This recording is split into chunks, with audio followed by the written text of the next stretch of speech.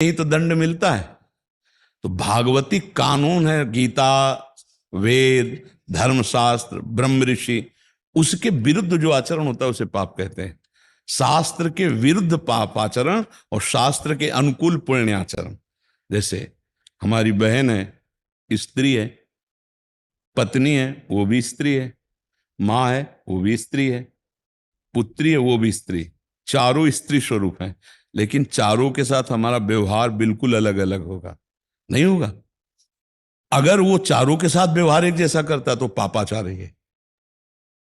चारों में भगवान बराबर है, चारों का स्त्री स्वरूप है, पर चारों का व्यवहार अलग अलग होगा, नहीं होगा। बेटी का व्यवहार एक अलग है, बहन का व्यवहार अलग है, माँ से व्यवहार अलग है, और पत्नी से एक अलग व्यवहार है। व्यवहार अलग अलग हुआ तो व्यवहार में जो शास्त्र विरुद्ध आचरण किए जाए, अरे बोले कितना पापी आदमी अपनी बिटिया की तरफ भी गंदी दृष्टि से देखता है, कहा जाता है ना पापी। धर्म विरुद्ध आचरण करना उसे पाप कहते हैं, और उसका उसको दंड मिलता है भागवतिक। उसकी बुद्धि, उसका मन उसको जलाता है, और फिर उसको नरक आदि की यंत्रणा प्राप्त होती है, और इस लोक में बड़े भयानक भयानक उसको दंड मिलते हैं। एक्सीडेंट हो गया, चकनाचूर हो गई टांग, या गाड़ी में बैठकर जल गए, शीशे नहीं खुला, ये सब दंड ही तो मिल रहे हैं, पाप कर्म के दंड हैं। जन्म हुआ ऐसे वैसे, या भयानक कैंसर, भयानक रोग, ये पाप ही तो है ना, पाप कर्म का फल भोगना पड़ रहा है। समझ पा रहे हैं आप? धर्म विरुद्ध आचरण को पाप कहते हैं।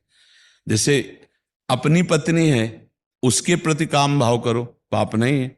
लेकिन दूसरे के प्रति काम भाव, वो आपका पाप हो जाएगा। किसी भी माता बहन की तरफ, किसी की भी तरफ करो, वो पाप हो जाएगा। तो आजकल पापे की वृद्धि ज्यादा हो रही है। अभी बॉयफ्रेंड गर्लफ्रेंड वाला जमाना, अब इसमें पाप ही नहीं समझा जा सकता। एक बार सनातन धर्म में जिसको हमने वर्ण कर लिया, आजीवन निर्वाह किया, हमारा भारत देश ऐसा, हमारा कोई विदेश वाली थोड़ी परिपाटी यहाँ की है। यहाँ तो तस्मात् शास्त्रम प्रमाणन्ते कार्याकार व्यवस्थित हो। क्यों भाई, समझ पा रहे हो आप?